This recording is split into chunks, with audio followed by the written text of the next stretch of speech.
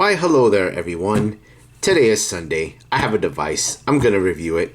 And this one's going to be a very simple one because after that last one that I did, the A500 Mini, that went really well. So I think it's time to ease up a bit on some stuff and just take a look at something very simple.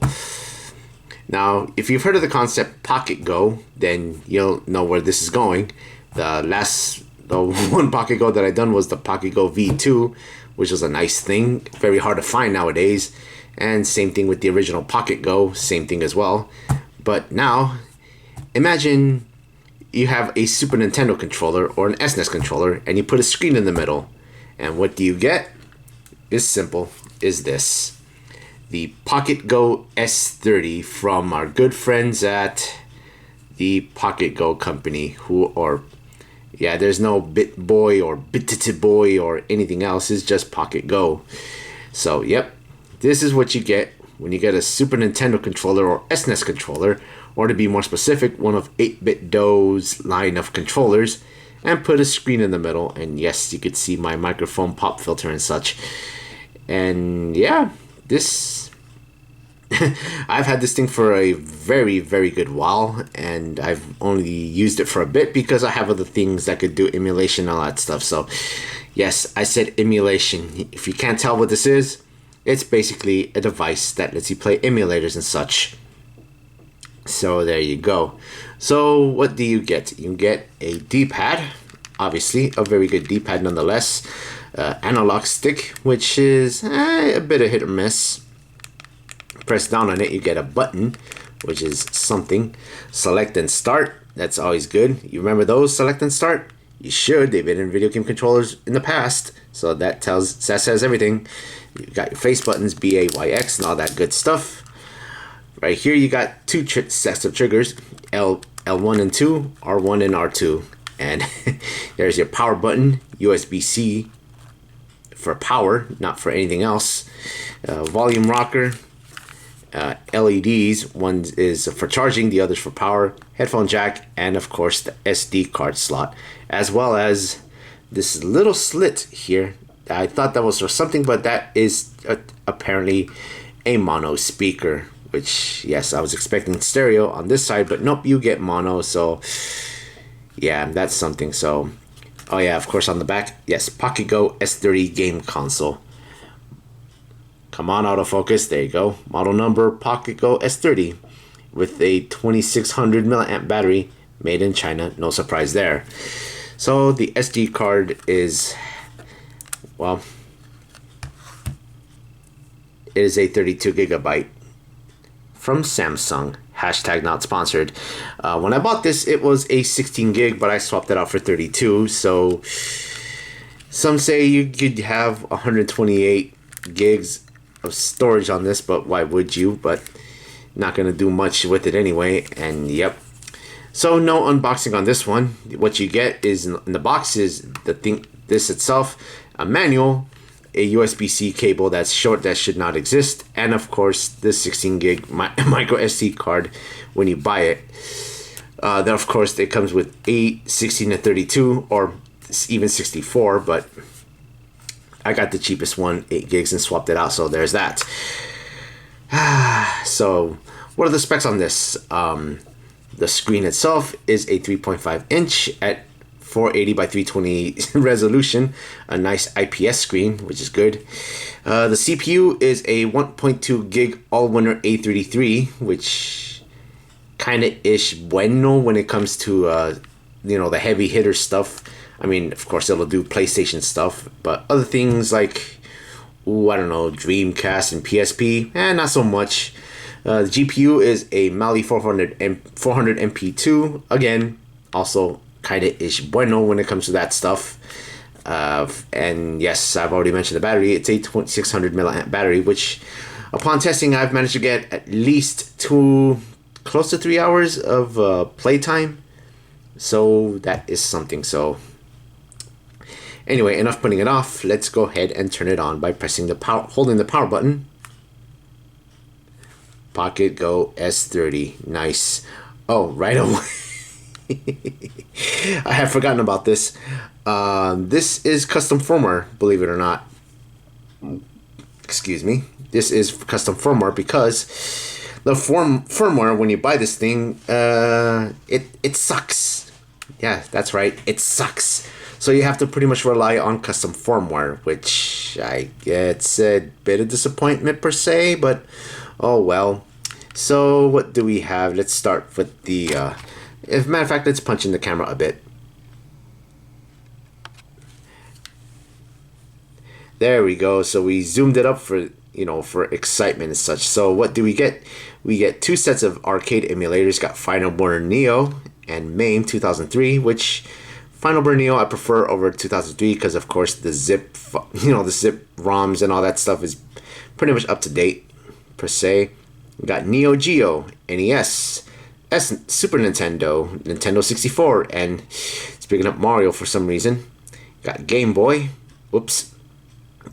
Got Game Boy again, Game Boy Color, Game Boy Advance, Sega Master System, Sega Genesis / Mega Drive, Sega CD 32X, Dreamcast, Game Gear, PS1, PSP, TurboGrafx 16, and of course TurboGrafx 16 CD / PC Engine CD. And yeah, I forgot PC Engine. And yes, it does have RetroArch, which is good, and it has a shutdown because yeah, it's a better way to shut down. And of course your settings. And want to see how simplistic the settings are?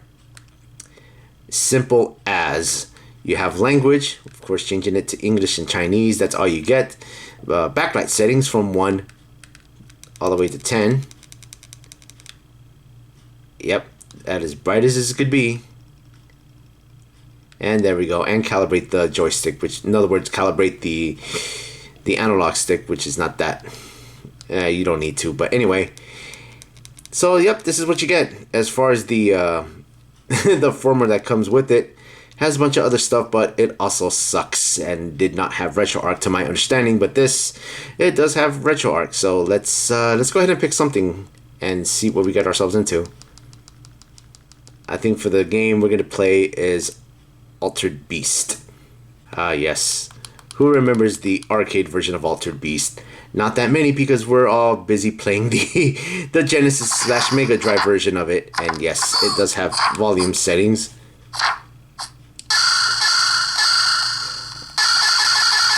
All them credits, sir. Yes, rise from your grave. Ah, nostalgia hits you in the face. Ow.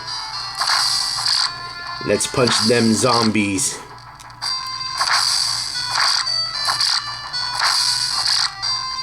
And let's kick that wolf so we could... Ow.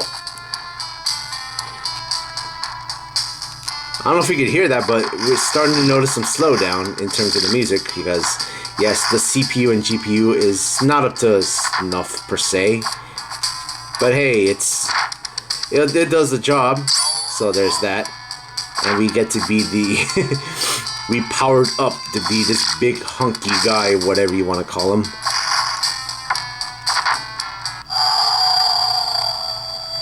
We are the Wolfman. But yeah, as far as arcade emulation is concerned, it's a bit of hit and miss depending on what you play.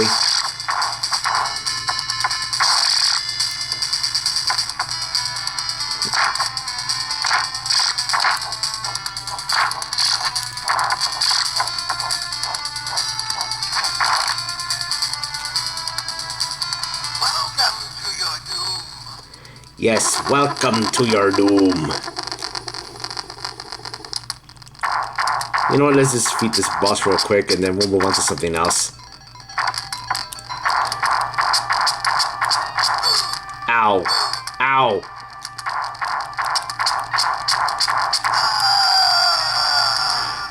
Okay, next game. But before showing out to the next game, ow.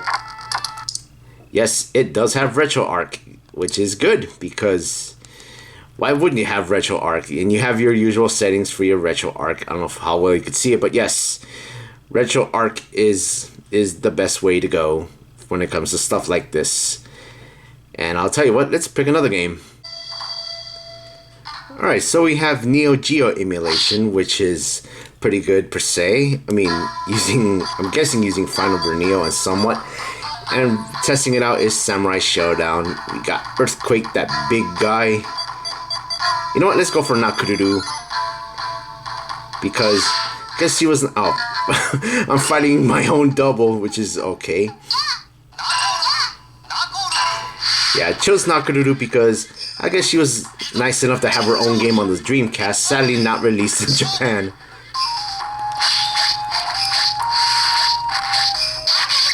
Ow. Yeah, but... Yeah, as far as NeoGeo emulation is concerned, it's pretty good. I mean, it's, all I could say is a hell of a lot better than, say, something like... Wow, I'm doing bad. Anyway, it's a lot better than the, what do you call it, that NeoGeo X thing that was been out for many years ago. I don't even know what I'm saying, but... And ow.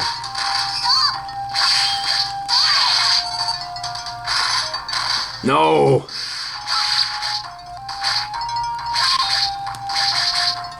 But as far as NeoGeo on the go, I can't go wrong with this. I mean,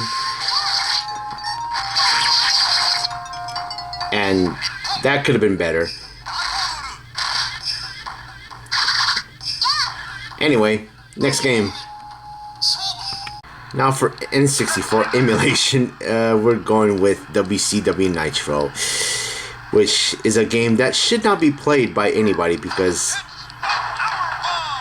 Yes, it's the power bomb, says Tony Schiavone. But anyway, yeah, as far as N64 emulation is concerned, it's a bit of hit and miss. I know some games like GoldenEye would work pretty good. Super Mario 64 has some issues, to my understanding. There's some slowdown, particularly in some games like Super Smash Brothers, and I'm guessing Perfect Dark and all that stuff. But yeah, some games will work, some games won't. And yeah, it's... I wouldn't buy this thing. Well, I wouldn't buy this thing. I bought this thing for a reason, but yeah, I wouldn't suggest to go buy this thing for solely, for N64 emulation because yeah.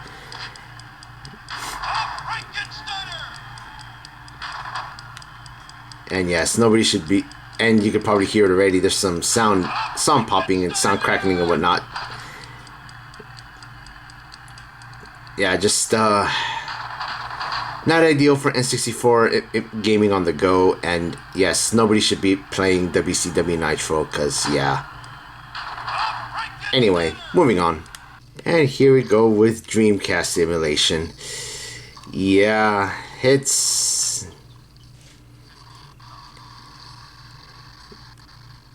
Yeah, you can clearly see it's not ideal. In some moments it's glitchy as all hell. I mean, Virtual Tennis. Yeah, you could see the slowdown right away.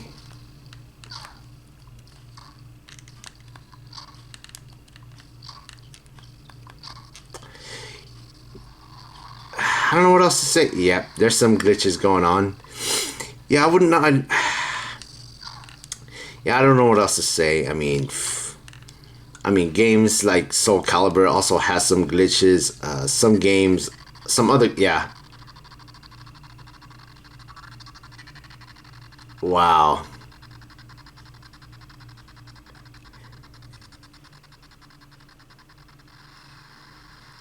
Ah, there we go. Yeah, so, yeah, I wouldn't suggest throwing money on this just for, Dreamcast Simulation because, yeah, as you can see, it is not as good. I mean, there's other alternatives out there, but...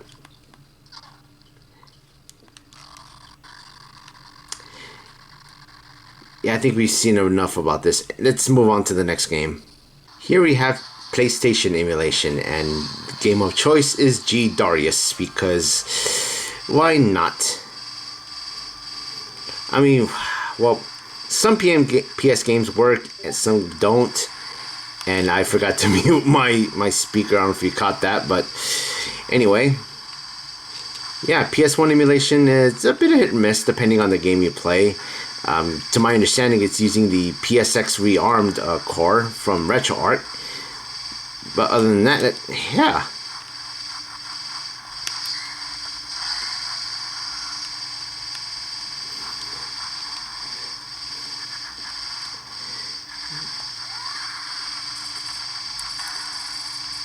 Yep, I've completely forgotten how good I used to be, or yeah, playing G Darius somewhat. I mean, honestly, I'm pretty good at it, except when I have to look at the view, have to play through the viewfinder of a camera. Because, yeah.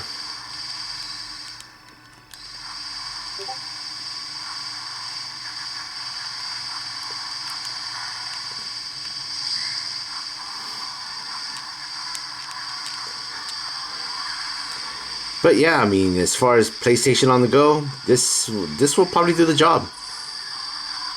Just yeah, don't expect anything, you know, two-player games and such, because yep. Ow, and I died.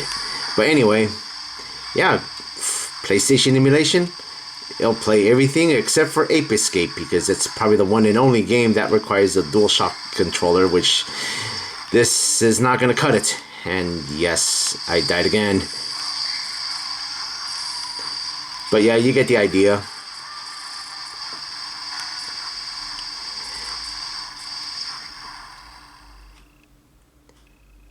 Yes, I know I'm better than this, but when I have to film and everything, that's another story. Anyway, let's move on to the next game. Okay, so here is PSP Emulation, and it's alright for the most part on some. Yes, it's running slow, tri-frame script, blah, blah, blah. Yeah, you all saw that. Why can't I? There.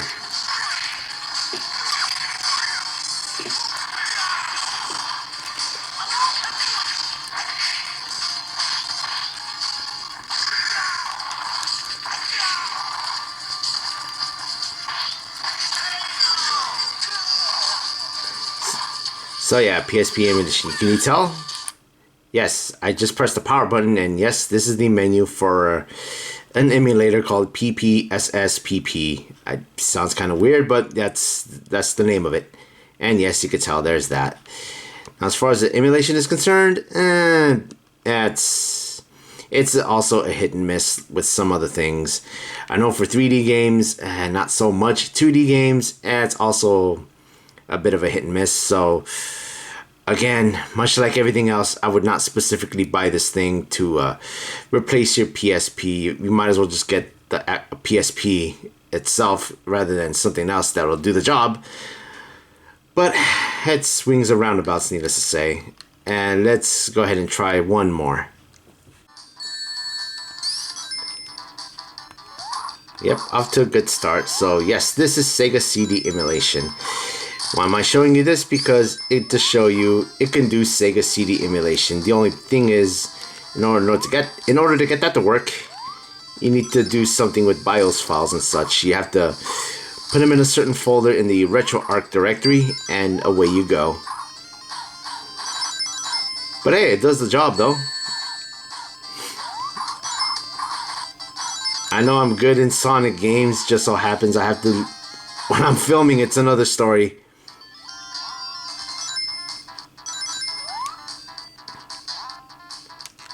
But not bad. I mean, this one's a Sonic Mega Mix here. A game that should be played because it's an interesting game, and I don't know what I'm doing now.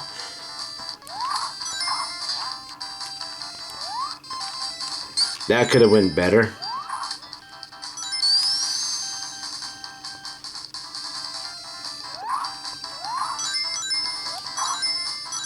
So yeah, as far as Sega CD Emulation, it's good as long as you know what you're doing. And why can't I? But yeah. And just before I finish off, I skipped the obvious things such as the NES, Super Nintendo, Sega Genesis / Mega Drive, Game Boy Color, and such. Is because, I mean, they do the job really well. So I don't think I need to show you footage on that, but there's that. Anyway, yeah, let's go ahead and wrap this up. So yeah, this is a very interesting piece of emulation hardware. Doing a lot of emulation stuff, as you probably saw, and it's not bad. I mean, I guess the only complaint most people will have is the size of the, you know, here's the size of my hand, and I'm playing it like this. I mean, I guess for bigger hands, it could be a problem, but people with small hands, they'll probably get by. I mean, or unless you hold it like this, but holding it like this could be, yeah, I can't push buttons and stuff. I'm pressing this thing and this and that. But yeah,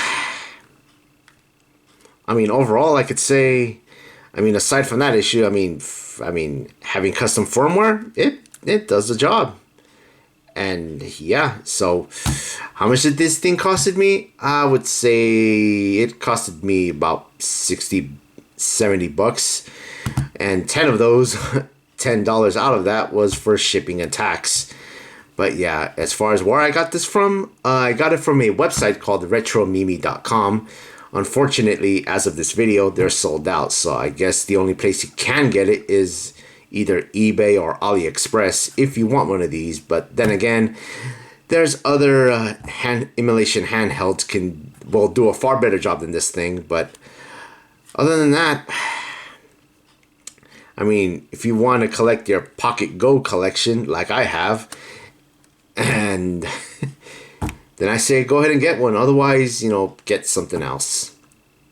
But yeah, that'll do it here. Like I said, it was going to be a simple DRS video, so there's that. So hopefully next DRS video, I'll probably get around to making part 2 of the Steam Deck review, like I keep saying I'm going to do, and I never get around to it. But anyway, let's, yeah, that'll do it here. So until then, take care. I'll see you on the next one. Until then, see ya.